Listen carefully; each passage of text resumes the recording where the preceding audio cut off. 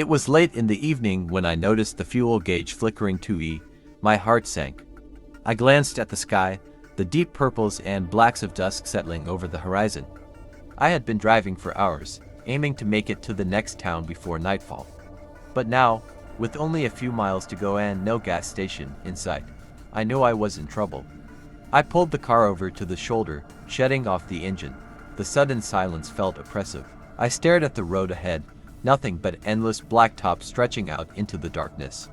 My phone had no signal, and there was no sign of any nearby houses or businesses.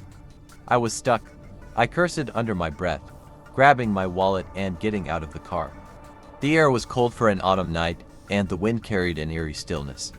My shoes crunched against the gravel as I paced back and forth, trying to calm myself down. There had to be a gas station somewhere nearby, right? But in the few moments I spent searching the horizon, I could see nothing but trees, a darkened field, and the distant glow of what I assumed was a town far off in the distance. I sighed. Trying to stay calm, I popped the hood, just to check the engine in case there was some other issue I'd missed. But as I approached the front of the car, a strange feeling washed over me. It wasn't fear, exactly, but something unsettling. I stopped in my tracks and looked down the road again. No headlights. No signs of life. I was alone. I glanced at my watch. It was nearly 9 p.m. I'd been on the road for far too long, and the thought of spending the night out here alone, miles from civilization, didn't sit well with me. I considered walking, but it felt like an age to even think about covering that distance in the dark. That's when I heard it, a faint rustling noise from the woods. I froze. It wasn't the typical sound of wind or the occasional animal. No. This was deliberate, like footsteps. My heart raced, but I quickly dismissed the idea. I was just on edge, that's all. The sound stopped as quickly as it had started. I glanced down at my phone again. No bars. With a sigh, I leaned back against the car. It felt like an eternity passed as I stood there, waiting for anything to break the silence. The only sound was the whispering whine through the trees. I tried to convince myself that help would come soon. Or maybe I'd see a car pass by, but no such luck. Minutes stretched into hours. And then, I saw headlights. I could barely make out the shape of a car coming up the road, approaching slowly. Relief flooded through me, but something about the way the vehicle moved made me hesitate. It was swerving ever so slightly, not in a reckless way, but in a strange, unsteady manner. I stepped forward, waving my arms to signal them. The car slowed, then came to a stop right beside me. The window rolled down, revealing a man, older than me, probably in his late 50s or early 60s. His skin was pale, his hair thin and graying, his eyes tired and sunken. He gave me a slow, almost unsettling smile. "You need help?" he asked in a low voice that was oddly soothing but carried a strange undertone, like he was holding something back. I nodded. "I'm out of gas. I was hoping you could tell me if there's a station nearby or maybe give me a lift to one." His smile didn't waver. "You won't find anything around here at night. Not until the morning." I frowned, glancing nervously toward the woods. "Are you sure?" "I've been driving for hours, and I thought there was a town not far from here." "There's a town," he said slowly, his gaze flicking toward the trees, "but it's not what you think." I stepped closer to the car, but something about his voice made me wary. "What do you mean?" He leaned forward, lowering his voice. "This road doesn't lead to a town. It leads to other things. You've crossed into an old part of the land now. The kind that doesn't take kindly to strangers." A chill ran down my spine. I glanced back down the road, feeling the hairs on the back of my neck stand up. "What do you mean, other things?" The man didn't answer immediately. His eyes never left mine, and for a moment, I thought I saw something shift in his expression, something dark. He reached over to the passenger seat and grabbed a flask, taking a long swig before speaking again. "There's no gas stations around here. The only thing you'll find is what you don't want to meet." I didn't know what he meant, but I felt the weight of his words. My fingers tightened around the handle of my car door, and I took a step back. "Thanks for the warning, but I really need to find a way out of here." The man's eyes darkened, and he reached for something in the back of his car. "If you want to get out of here, you need to be careful. Not everyone can leave." Before I could respond, the sound of a branch snapping echoed from the trees, much closer this time. I whipped around, my heart thumping in my chest. The rustling was louder now, like someone, or something, was moving swiftly toward us. I felt the hairs on my arms prickle with fear. "Get in the car," the man urged, his voice suddenly intense, almost frantic. Now, I didn't think twice. I scrambled into the passenger seat and slammed the door shut, locking it. The man quickly started the engine, and we sped off down the road. I didn't look back, but I could hear the sounds of movement in the woods, something chasing us. We drove in silence for what felt like hours, the car speeding through the darkened road, the man's grip on the wheel tightening. I didn't dare ask where we were going, but I could see the same worried expression in his eyes, the same urgency in his movements. Finally, we reached a small, dilapidated house at the edge of a clearing. He pulled up to the front and stopped. "Stay here," he said quickly, before getting out and disappearing inside the house. I sat there, alone in the car, my thoughts racing. The air outside was heavy, and the feeling of being watched crept over me again. I glanced out the window, catching a glimpse of shadowy figures moving just at the edge of the trees. The door of the house creaked open, and the man returned, his face grim. He motioned for me to get out of the car. "You're safe for now, but you'll need to stay here until morning." I nodded, barely able to speak. Something about this place didn't sit right with me, but I had no choice. As I stepped out of the car, I heard another noise from the woods, not footsteps, but a low growl. I didn't have the courage to ask what it was, but I knew one thing for sure. I wasn't going to be leaving anytime soon. It was late in the evening when I first realized I might be in trouble. I had been driving for hours, my car humming along the endless stretch of road, trying to outrun the fatigue that threatened to consume me. I hadn't planned on driving this long. It was supposed to be a quick trip from the city to visit my parents, a few hours drive at most. But things hadn't gone according to plan. I got lost, took a wrong turn, and ended up far out of my way. My phone had no signal, and I had run out of podcasts to listen to, so I just stared out at the darkening horizon. The gas gauge had been hovering near empty for a while, but I was confident I'd find a gas station soon enough. I always do. I told myself I wasn't in any real danger. I was just another traveler on a lonely highway, taking a chance. The road was long, but not remote. There had to be a station ahead. Besides, what were the odds that my car would run dry? I'd driven far worse before. But as the sun dipped lower and the shadows stretched longer, I noticed something. The road had grown quieter, no other cars. The trees lining the roadside were thick, blocking any view of what lay beyond. My headlights seemed to slice through the darkness, revealing only more road, more trees, and the occasional rundown house or shack that looked like it hadn't seen a person in years. When the engine started to sputter and then died altogether, I wasn't surprised. It was more like I had been expecting it, a looming inevitability. The car coasted for a few seconds before it came to a complete stop.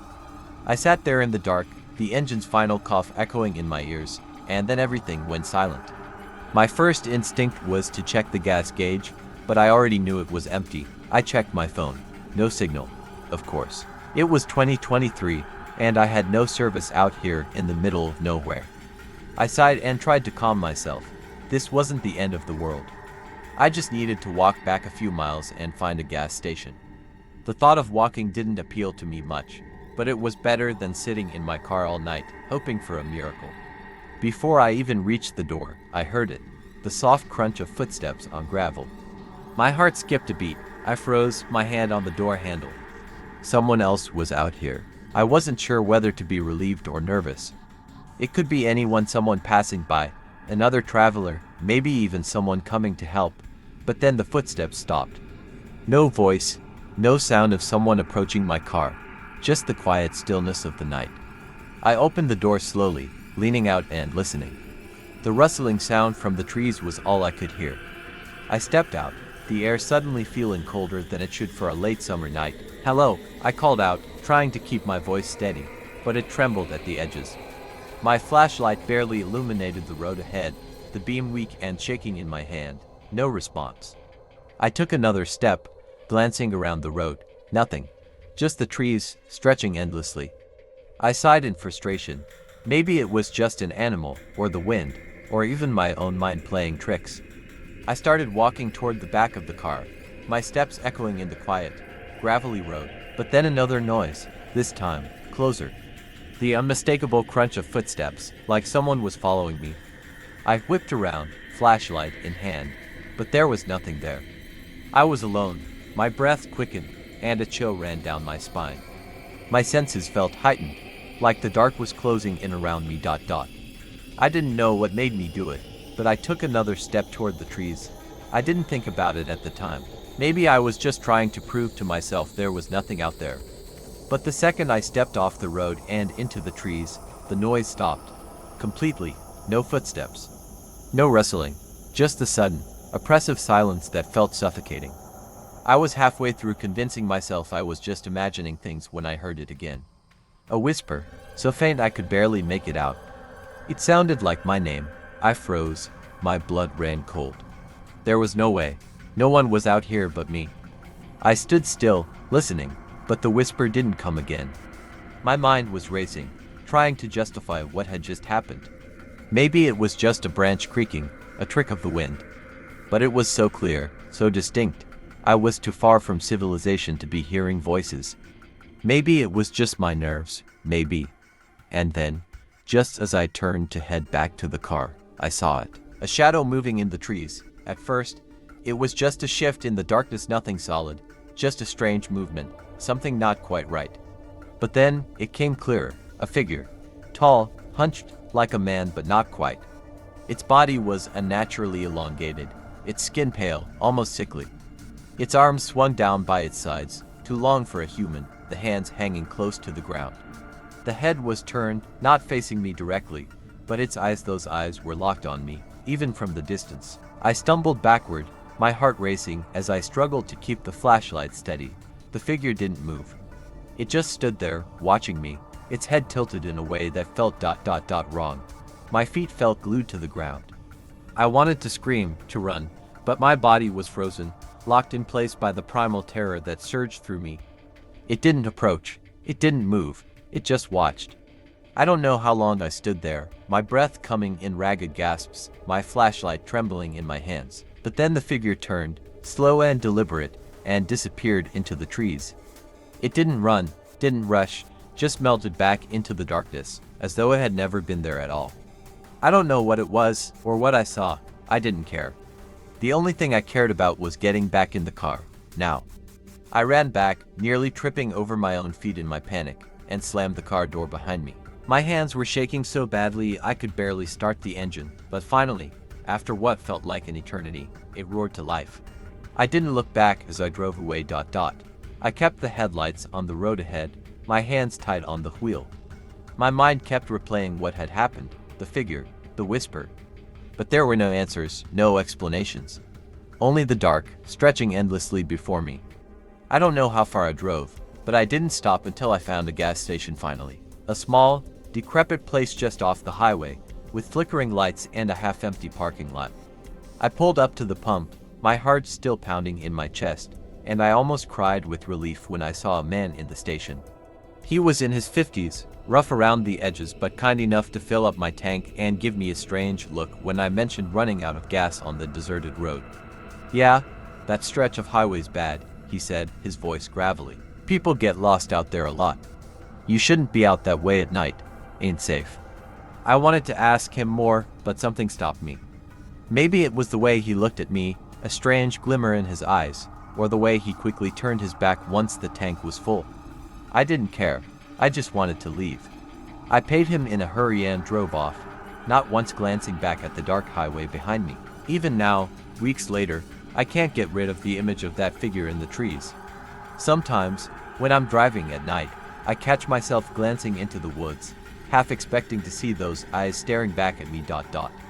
I never take that road anymore. I don't care how much faster it might be.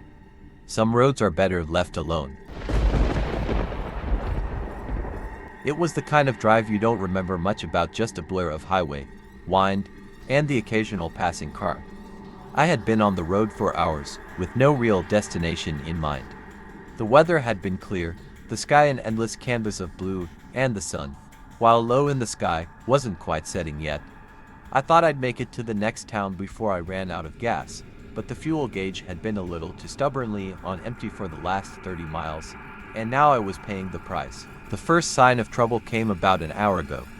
The engine sputtered, a soft protest from the car as I made my way down an increasingly desolate stretch of road. There were no gas stations for miles, no homes. Just the open road, rolling hills, and a slight sense of unease settling into my stomach.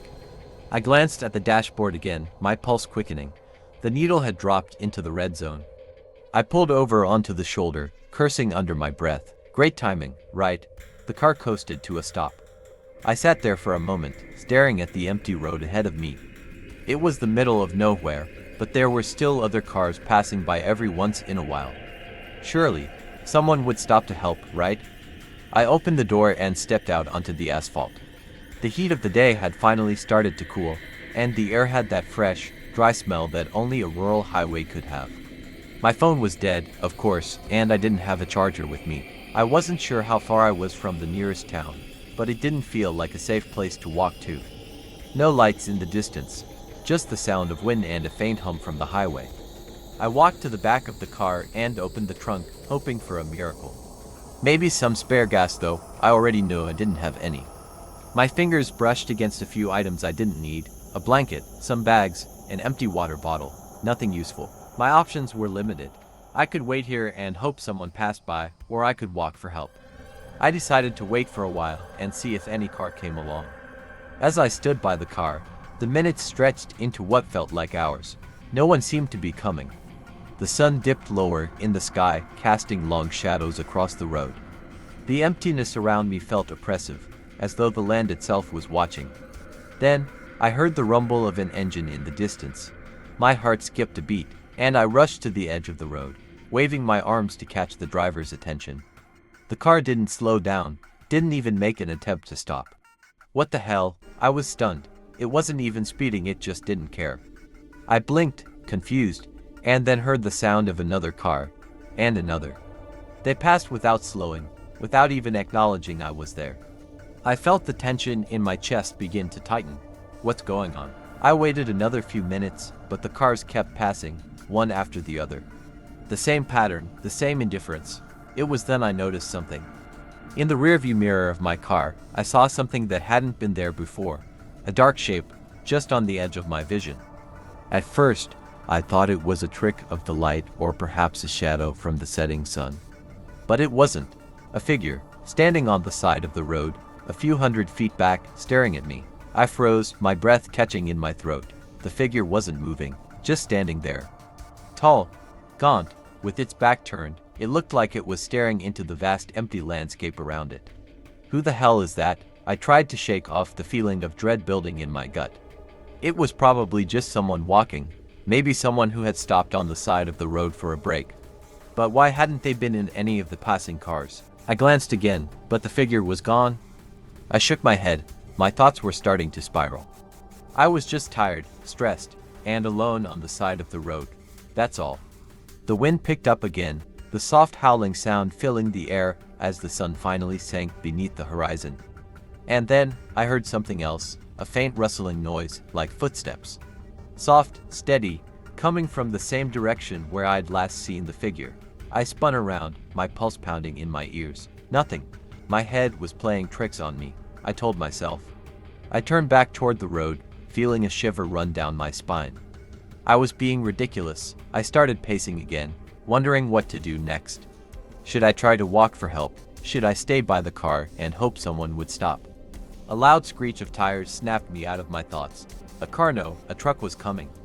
I rushed to the side of the road, desperate, waving my arms frantically. This time, it slowed. My hope surged. Finally. Someone was stopping. The truck rolled to a stop a few feet ahead of me. I approached cautiously, my heart racing. A man stepped out of the driver's seat. His face was obscured by the dim light, but I could see he had a thick beard and an old trucker's cap. He didn't smile, didn't say anything at first, just stood there looking at me. Need a ride? He asked, his voice raspy. I swallowed hard. Yeah, I'm out of gas. Can you help me out? He nodded slowly, his eyes never leaving mine. Hop in. I'll take you to the nearest gas station. I hesitated, my mind screaming for me to be cautious. There was something off about him, something unsettling in the way he didn't seem to care about my situation. But I was desperate. I needed to get out of here. I nodded and climbed into the passenger seat of the truck. The moment I sat down, I felt a coldness in the air that hadn't been there before, a chill that crept through my skin.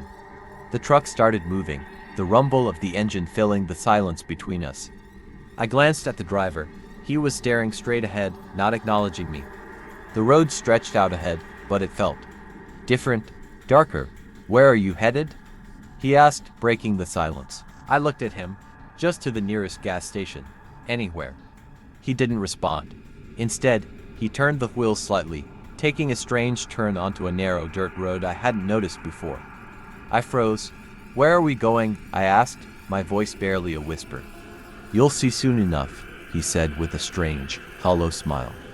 The truck's headlights illuminated a small, dilapidated shack up ahead, barely visible through the trees. As we neared, the sound of the engine started to distort, like a record skipping.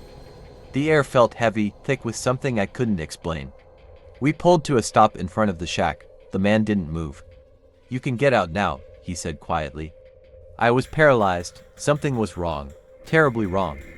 But as I turned to look at him, the seat next to me was empty. He was gone. I opened the door, but before my feet could touch the ground, I heard it. A low, guttural growl, coming from the trees behind the shack. I spun around, and that's when I saw it. The figure from before, tall, gaunt, and silent, was standing at the edge of the trees. But now, its head was tilted at an unnatural angle, and its eyes glowed in the dark. The growl grew louder. I didn't wait to see more. I slammed the door shut, my heart racing as I fumbled with the keys. The engine sputtered back to life, and I drove off, not looking back. I don't know what happened to the man or the figure in the woods. All I know is that I never stopped driving, never stopped looking in my rearview mirror. And when I reached the nearest town hours later, I found that no one had seen any of the cars that passed by me earlier.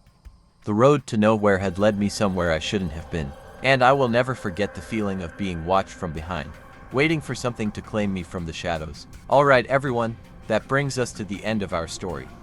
If you enjoyed this video and would like to see more content like this, don't forget to hit the like button and subscribe to our channel. And if you have similar stories you'd like to share with us, feel free to reach out. Thank you for watching, and until next time, take care.